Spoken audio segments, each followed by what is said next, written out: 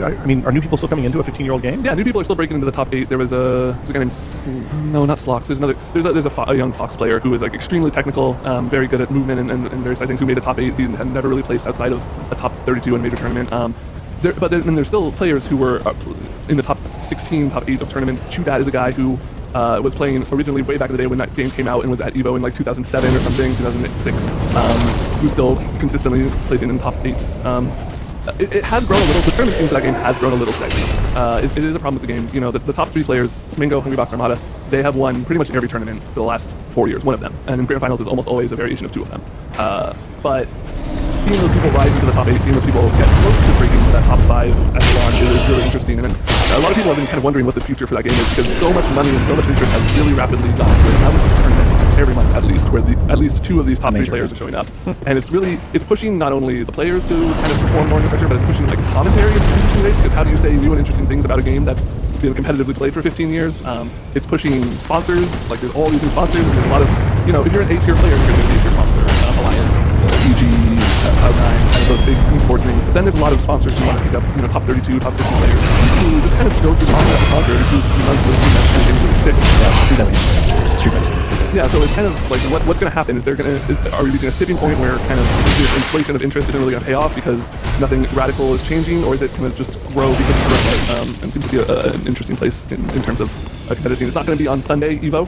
Smash 4 will be, so that's a big. That's the first time Smash 4 is video. Yeah, I was going to ask this. The whole Smash because I think what 2 others? I think 2 more since that one. There was Wii and Brawl, which had a very brief competitive scene. But Smash 4, yeah, there's the Wii one. It was a little patchy at first, people really liked it, but it's grown to there's been some Smash 4 early events that are really cool. There's a big one. And the interesting thing about that game is Zero, the guy who died that game, he won like 53 tournaments in a row or something. Including, you know, like weekly, everything he entered, he won. And then he lost the first one, and ever since he lost that first game, he's been a different person. I mean, he's still very good, but that game seems to be a lot more healthy. Did he assume that natural heel role, just like the guy that wins all the time for 24, like OG is now, where like totally a likable group of people that everybody hates because they keep winning and people support? Yeah, Zero was fine. He had some. I came in. He already had a little bit of a reputation from the GameCube version of Melee. Kind of lame. He played a very defensive style, and but once he kind of was in that limelight, he seems like a good person. He with a scarf. Everyone's like making him for a scarf, but he's a good player. Because people around here were for some good reason. I was in Chicago on February -10. I want to talk about fucking. Yeah, you just float around here. It's just like needle. It's gone 70 degrees out. Look, I don't need a belt. My pants stay without it. But I like to have one on. Some conditions are holding on to. Disappeared, and I started filling out my love handles. Now my pants fall down if I don't wear a belt. Yeah, it's a problem. My body's scars are like they're pretty, but they're not. I'm with you. What if you got a hickey? You need something covered up. I had that. Yeah, scarf's good for that. You could use turtlenecks are out that way now. The points. The Zero guys take Sorry, off the that's one scarf. thing It's just like Which is all worse, over the a place. scarf or that hat that's just like too much. Like Hats are never needed. Hats, there's so many different hats though. But there's good hats. Millions of options. Aren't there millions? It's on our store. Well, there's no universal good hat. There are good hats for people. Some people can rock a hat. There are good hat matches? Yes. Okay. It's very hard to find the right hat for the right person, but I believe it exists. I believe Everyone's a hat for everyone? Yes. So I feel like a level 3 with the mask in the front. That's where I go. I feel like Eric Pope is an archetypal example with a newsy hat. Is that what you call that thing? I thought he wear like the little Kangol or whatever it's called. I don't know. Like a. I feel like that is a hat pairing that works very well. Yeah. Yeah. Pope is a good hat wearer. Yeah, totally. You have to, it's one of those things you have to start wearing and get people used to you, because nobody looks.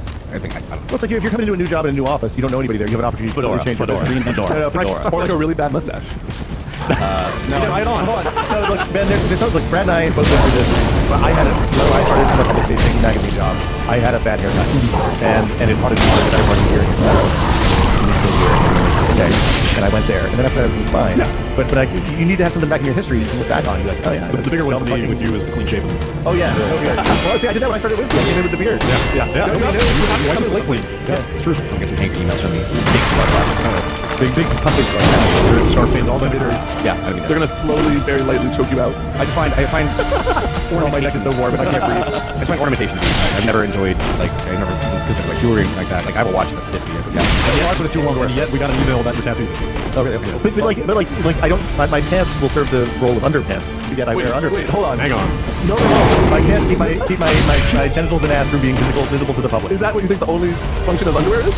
There's a whole like I don't know if I'm ready for this. keeping things away from your pants so they don't carry a stench aspect to them. I protected layer. There's an element of cleanliness here that An I think we element, can have a but conversation like, about. man, you're never. I wear 4 pairs of underwear just to make sure. Peel them off as a big. Yeah. Like, so new later, look. It's never been an issue. I think they're on the dance because it's part of the social contract, but they're not necessary. And maybe for some people they are. And I never Take the podcast. It's just another layer down. Just rip Velcro, rip off. And they're like the tearaway pants, Yeah. but it's just a lot harder to get to. Premium content. Then you have to drop the water. Still there. Only had to start with that bit. Yeah. Billy things surge. I started. I got.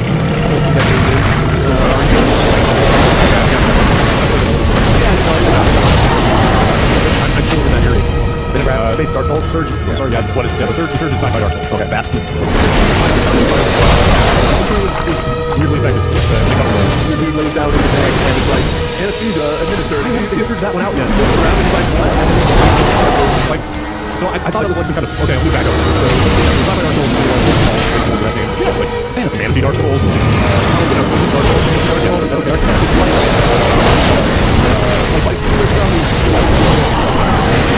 Oh, this is a lost From Software game. It's